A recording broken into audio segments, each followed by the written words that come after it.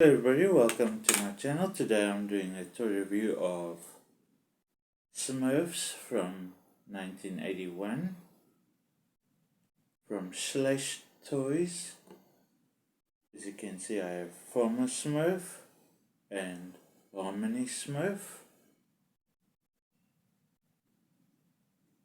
As you can see, Harmony Smurf has his harp and Former Smurf has a bale of hay in his arm.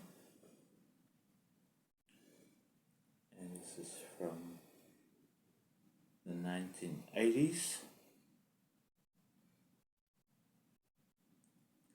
Thank you for watching this video. Please don't forget to like and subscribe to my channel, and please leave a comment in the comment box below, and please share the links to my videos, and I'll see you in the next video. Thank you.